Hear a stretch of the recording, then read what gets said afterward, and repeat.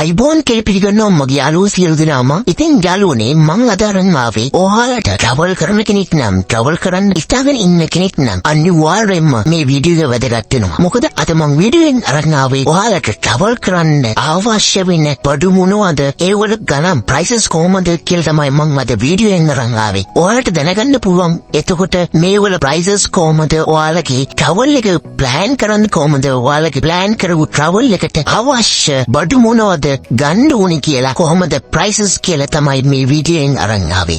ඉතින් යාළුවනේ ඔයාලා ටෙන්ට් එකක් ගන්න අනිවාර්යයෙන්ම බලන්න ඕනේ ඒ ටෙන්ට් එක සිංගල් ලේයර්ද ඩබල් ලේයර්ද කියලා. මොකද ඒ සිංගල් ලේයර් ටෙන්ට් එක අනිවාර්යයෙන්ම වැස්සකට ඔරොත්තු පාරදී මේ හරි අසලා තියෙන්නේ. මොකද ඒ සිංගල් ලේයර් ටෙන්ට් එක වැස්සට දෙමෙනවා. මේ ඔබට පේන්නේ මේ ටෙන්ට් සියල්ලම ඩබල් ලේයර් ටෙන්ට් වලින් හරි ගස්සලා තියෙන්නේ. ඉතින් මේ ඩබල් ලේයර් ටෙන්ට් පාවිච්චි කිරීමෙන් ඔයාලට වැස්සෙන් ඔයාලට ආවරණය වෙන්න පුළුවන්. මොකද වැස්ස කාලෙක ඔයා ට්‍රැවල් කරනවා නම් අනිවාර්යයෙන්ම සිංගල් ලේයර් ටෙන්ට් එකක් ගෙනියුවොත් ඔයාගේ ට්‍රැවල් එක එතනින්ම අවසానයි. ඉතින් ඒකෙන්ද වැස්ස කාලෙක අනිවාර්යයෙන්ම ඔයා ගෙනියන්න ඕනේ ඩබල් ලේයර් ටෙන්ට් එක. මොකද ඒක තෙමීමෙන් ආරක්ෂා කරගන්න පුළුවන් ඩබල් ලේයර් ටෙන්ට් එකකට විතරයි. ඉතින් මේ ටෙන්ට් ගැන කතා කරද්දී ඉතින් යාළුවනේ මම මේ ඔයාලට පෙන්වන ටෙන්ට් සියල්ලම ඩබල් ලේයර් මැනුවල් 10 විදියට ගන්න පුළුවන්. මොකද මේ 10 ඩබල් ලේයර් තියෙන හින්දා මැනුවල් 10 එකක් විදියට තමයි පාවිච්චි කරන්න මේ අරිගස්සලා තියෙන්නේ. ඉතින් මේ සියල්ලම වැස්සෙන් ආරක්ෂා කර ගැනීමට බලන්න මේකේ තියෙන හැඩයත් එක්කම වෙනස් වෙලා ඒ හැඩයත් එක්කම තියෙන සුළඟින් ආරක්ෂා කර ගැනීම සඳහා. ඉතින් මොන හුළඟ ආවත් මේ ටෙන්ට් එක ඔබේ ටෙන්ට් එක ඉන්න තැන ආරක්ෂා කරගන්න පුළුවන් මේ ටෙන්ට් වලින්. ඉතින් බලන්න මං වලට මේ දාලා තියෙන ප්‍රයිසස් එක්කන් දාලා තින්නේ මේ ටෙන්ට් එකක් කිලෝ 3.5 4ක් අතර බර තියෙනවා. සමහර ටෙන්ට් ඒක වැඩි බර තියෙනවා. ඉතින් ඔයාලගේ ට්‍රැවල් එක පහසු කරගන්න මේ ටෙන්ට් එක පහසු වෙයි කියලා මං හිතනවා.